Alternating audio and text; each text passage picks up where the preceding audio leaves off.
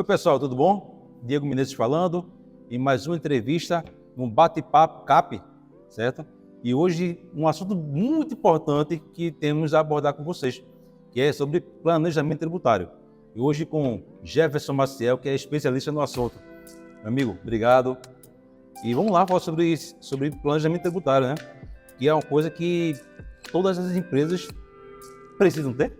Sim, o planejamento tributário, como a própria palavra fala, planejar, ou seja, ela tem que nascer e fazer parte antes mesmo da constituição do CNPJ. Eu costumo dizer que o planejamento tributário ele é tão importante quanto a viabilidade econômica daquele negócio. Por quê? Por mais que você projete que vai captar clientes, que vai ter faturamento, que vai movimentar um determinado segmento, toda e qualquer atividade, seja ela desenvolvida por pessoa física ou pessoa jurídica, tem que pagar imposto. Então é uma coisa certa, ou duas coisas certas que a gente tem em mente. Uma é pagar imposto e outra é falecimento. Então isso aí a gente não pode fugir. E me diz uma coisa, muita gente ainda tem dúvida em como começar a fazer esse planejamento tributário. O que é que ele precisa ter de informações para iniciar essa análise? Excelente pergunta, Diego. O planejamento tributário, ele necessariamente ele provoca outras esferas e outros ramos de atividade. Então, o planejamento tributário ele vai necessitar da atividade que aquele contribuinte pretende desempenhar, seja ela comércio, serviço ou indústria. Ele vai necessitar da localização onde essa empresa vai estar situada. Ele vai precisar da quantidade e a composição dos sócios, do quadro societário. Ele vai precisar de qual tipo de sociedade ele vai constituir, se vai ser apenas um sócio ou vários sócios. Ele vai precisar de qual tipo de tributação que ele vai estar obrigado ou facultado a escolher, porque existem algumas atividades que obrigatoriamente ele vai ter que seguir um regime que o fisco estabeleceu. Então a legislação já está imposta, a regra do jogo já está imposta, e aí o que vai determinar se ele vai ter um regime mais benéfico ou maléfico é a atividade que ele escolheu desempenhar. Uma informação importante, que é o nascedouro do CNPJ, é a escolha do CNAE. A escolha do CNAE pode fazer bastante diferença naquele ano calendário aí que a empresa abriu suas atividades ou iniciou suas atividades. Ô Jefferson, mas teve dois pontos que você levantou aqui agora que chamou a atenção, tá? Um foi a localização geográfica da empresa e o outro foi sobre a questão de sócios, quantidade, enfim. Fala um pouco mais em relação a essa questão, primeiramente sobre a localização e depois sobre a quantidade de sócios. Perfeito. A localização é bastante importante e pertinente na constituição do CNPJ, porque se aquela empresa ela estiver impedida de usufruir do Simples Nacional, que é um regime tributário hoje no Brasil mais benéfico, em teoria, tá? Porque existem as exceções à regra, ele pelo menos vai abrir seu estabelecimento em alguma região que a gente possa captar ou pleitear um benefício, seja ele municipal, seja ele estadual, ou quiçá federal. Então, a localização também é bastante importante para que o próprio contribuinte, o próprio cliente, ele não gaste duas vezes. Ele gaste o primeiro momento na constituição do seu CNPJ e depois se identifique que se ele tivesse aberto em determinada localidade, ele poderia ter uma isenção, uma redução de alíquota do ISS, que é um imposto municipal. Então, até a abertura pode fazer com que ele gaste mais do que estava previsto. Então, se ele abre no local errado e tem que fazer uma alteração contratual para atingir ou pleitear aquele benefício, consequentemente ele vai ter outras custas relacionadas à junta comercial. Então, ele vai pagar novamente para fazer uma alteração, coisa que ele poderia ter visto antes mesmo de constituir o CNPJ. Então, isso é uma previsibilidade. O planejamento tributário ele tem que ter uma previsibilidade do que vai acontecer. Em relação aos sócios, existem alguns impedimentos e algumas nuances tributárias que fazem com que os sócios eles fiquem impedidos de participar de algumas sociedades, ou se eles participarem dessas sociedades, eles vão estar contribuindo acumulativamente quando as empresas estarem no regime do Simples Nacional e também no lucro presumido e lucro real. Então, ela pode estar em um regime diferente do Simples, mas a legislação deixa clara que, dependendo da participação do sócio naquela entidade, ele vai estar acelerando o estouro do Simples Nacional, que é o teto de faturamento do Simples Nacional, que hoje está em 4 milhões e 800.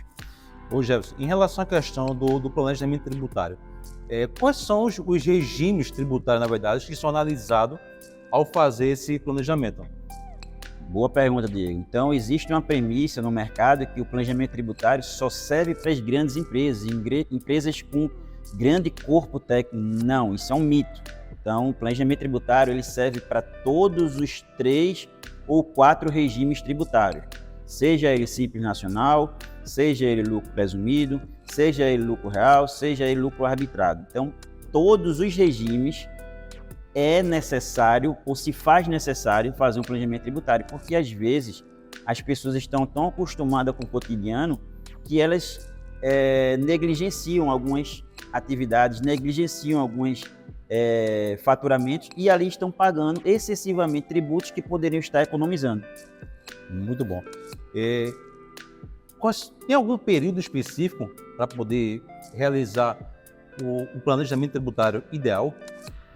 Não, na verdade, eu costumo dizer que o planejamento tributário ele é dinâmico. Então, todos os meses, se a empresa tiver uma boa estrutura informacional, ou seja, se ela tiver concatenadas as informações em um banco de dados, um dashboard, e consiga acompanhar a evolução do seu faturamento, a evolução da sua folha de pagamento, a evolução das suas compras e a evolução da sua carga tributária, então ali todos os meses ela estaria monitorando. Mas, como eu sei que mensalmente é muito complicado fazer esse acompanhamento técnico, então a gente sugere sempre ali nos meados do ano e mais tardar em outubro começar a fazer a reorganização e montar um planejamento tributário para o exercício seguinte. Por quê? Outubro a gente está ali, já se passou 9 meses.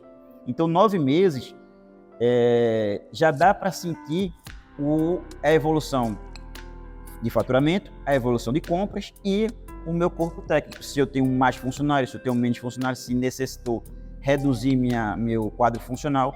Então, em 9 meses, você já tem ali um enredo do que aconteceu na empresa. Então, nos 3 meses subsequentes, provavelmente aquele cenário não vai alterar. Então, você já consegue planejar o exercício seguinte, reduzindo aí drasticamente ou proporcionalmente o seu tributo ou sua carga tributária como um todo. A empresa, Jefferson, ela normalmente, quando ela faz esse planejamento tributário, ela tem uma previsão, normalmente, de receita, de despesas, né, durante aquele certo período que vai ser analisado. Caso ela venha no meio do período, pensar, será que eu posso mudar? Eu fiz um planejamento tributário, vi que era mais adequado para aquela situação, mas só que agora, na realidade, está sendo diferente do que estava previsto. Tá? Eu posso voltar atrás agora durante o período e mudar meu regime tributário?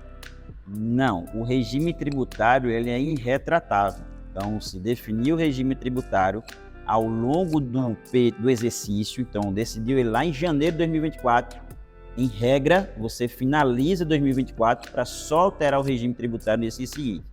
Mas existem algumas exceções, que é o caso do MEI, que era MEI e foi desenquadrado, seja por comunicação espontânea ou por algum órgão, seja Cefaz, Prefeitura ou a própria Receita, aí ele muda o regime do MEI, que praticamente ele vai ser do Simples, só muda o cálculo.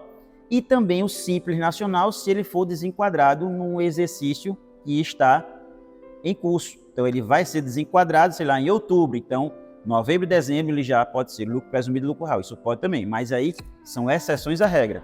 Ele era do Simples, mas ao longo do ano ele ultrapassou ou extrapolou o faturamento e foi desenquadrado ou por opção espontânea do próprio contribuinte. Eu vi aqui que minha empresa de serviço, eu estou pagando já 17%. Opa, se eu estou pagando 17% no Simples Nacional, se eu migrar para o lucro presumido, eu vou pagar 16,33% e posso até conseguir uma redução do ISS. Se eu conseguir a redução do ISS de 3%, eu pago 13,33%. Então é mais benéfico. Então eu vou solicitar a exclusão à Receita Federal do Simples Nacional, migro para o lucro presumido e vou atrás do benefício municipal. Por isso que nós falamos lá no início do vídeo E a localização é muito importante. Ela faz diferença também na redução da carga tributária.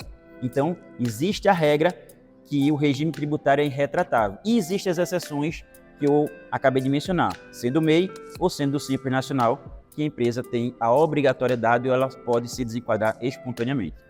Agora tem um ponto que é bem principal e bem crucial em relação para você fazer uma análise tributária, planejamento tributário, certo? Não se pode ser feito um planejamento tributário se você tem uma contabilidade em dia, correto? Correto. Porque alguns tributos ele vai de acordo com a análise, de acordo com a parte contábil. Isso. Então, fala um pouco mais sobre essa questão. Pronto, perfeita a colocação dele. Então, o planejamento tributário, como a gente bem mencionou, ele provoca os outros ramos da atividade. Então, o planejamento tributário, para ele ser eficiente, você tem que estar com o departamento pessoal rodando, tem que estar com o departamento contábil rodando, tem que estar com o departamento fiscal rodando, tem que estar com a parte societária, que são os contratos sociais, em dias, e tem que estar com o seu fluxo de caixa rodando, ou seja, a parte financeira. Então, é um conjunto de vários setores que compõem um planejamento tributário eficaz e eficiente. Por quê? Se eu faço um planejamento tributário e solicito ao governo, qualquer que seja a esfera, municipal, estadual e federal, e eles me concedem esse benefício, um dos requisitos primordiais de manutenção desse benefício é a manutenção do tributo que está reduzido, que está sendo concedido esse benefício fiscal, é o pagamento em dias. Não só daquele tributo específico, mas toda a estrutura da minha empresa.